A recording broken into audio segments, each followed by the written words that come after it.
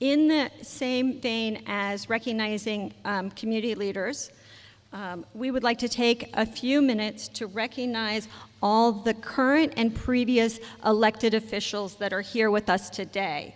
Please stand if you are able, and if not, please give us a wave. And I would like to recognize Ann Parks, who's here.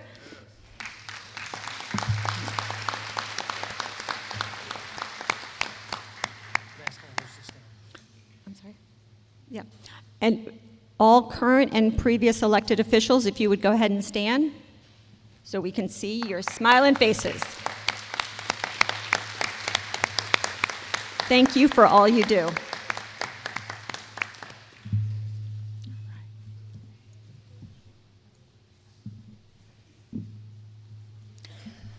We are fortunate to have two candidates that are going to be speaking to us this evening. First candidate that will be speaking is Sylvia Wright. She is running for State Superintendent of Education.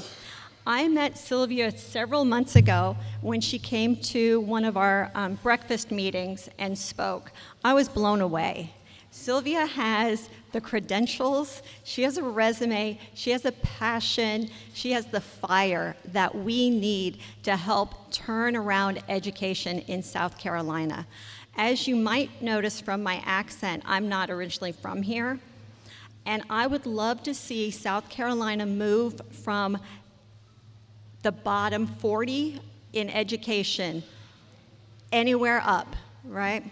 So, anywhere. And Sylvia is the person to lead us in that battle. So, she was born and raised in North Charleston.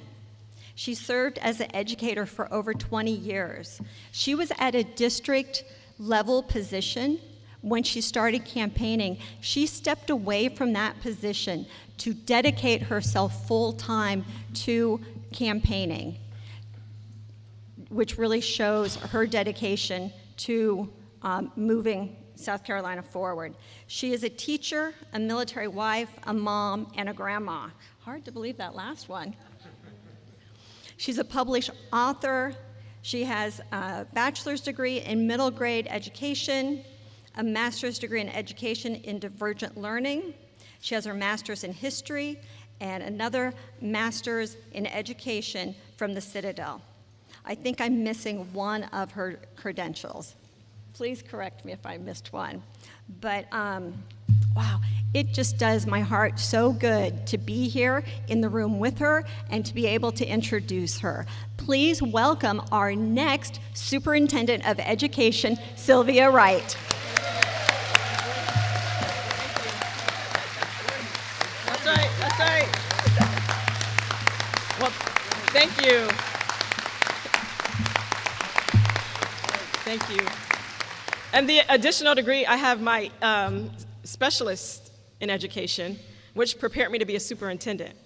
And I'm currently working on my doctor of education in systems improvement and innovation, because that's what I want to bring to the system here in South Carolina.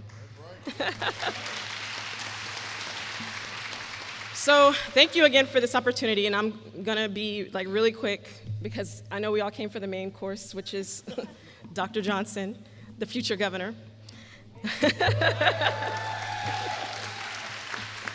So legend has it that when my brother and I were born, I blocked the birth canal, so I was born a minute before him, making me the middle child, and he was the baby.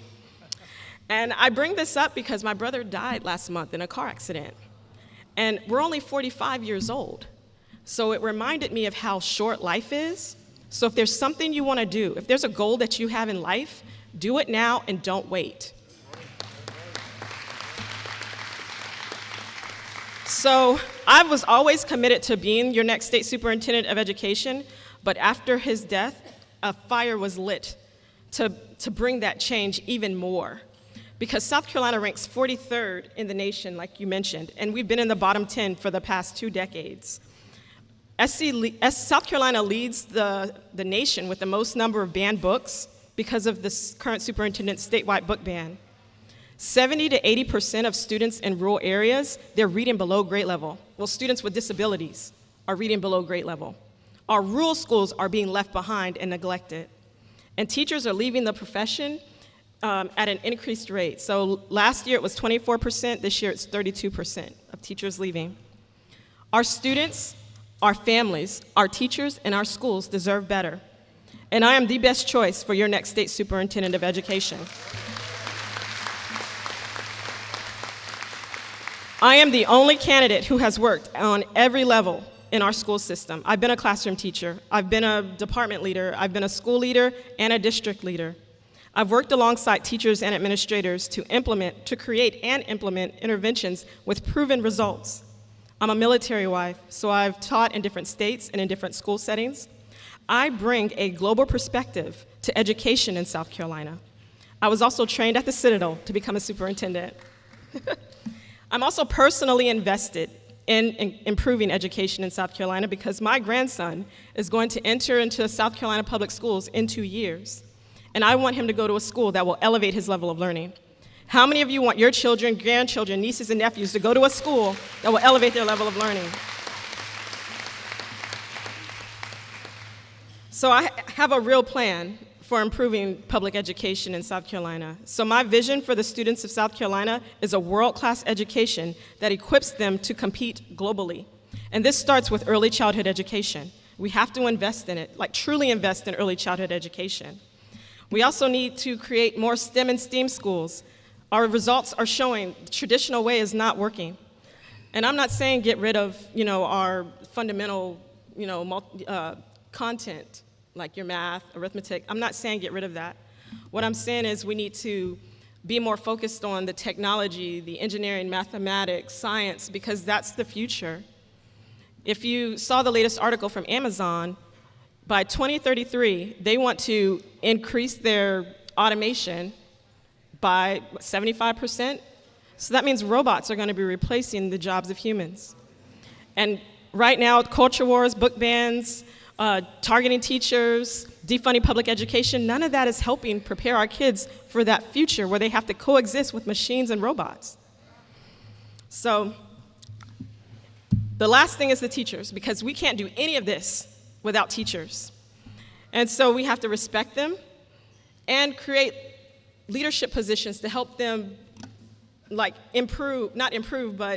move up in the profession, because that's one of the things that teachers talk about. They want to have more career pathways with stipends, but also be in the classroom. So what that looks like is if a teacher in her classroom, she's raising up her kids, elevating her kids, what strategies is she using? How can she model that for other teachers and get paid for that? So that's what that looks like, just ways to give teachers this autonomy and more power and more voice to keep them in the classroom and to keep them in the profession. So in closing, I am the best candidate to move South Carolina forward because I have the leadership skills and experience at every level. I am personally invested, and I have a real plan to elevate South Carolina public education to the top 10 education system in the nation. Yep. So join with me. Visit my website at write2026sc.com. Sign up to volunteer. I need donations. I need 10 people to commit to donating at least $25 or whatever amount that you can a month. And if you want to do a one-time donation, any amount helps me. Spread the word. You can talk to your friends, family, neighbors. Tell 5 people about my website and just let them look, hey, go visit this website. Also, if you're on social media, friend me, reshare my posts, and then vote. The most important thing is to get out and vote because I need your vote to become the next state superintendent of education. Thank you.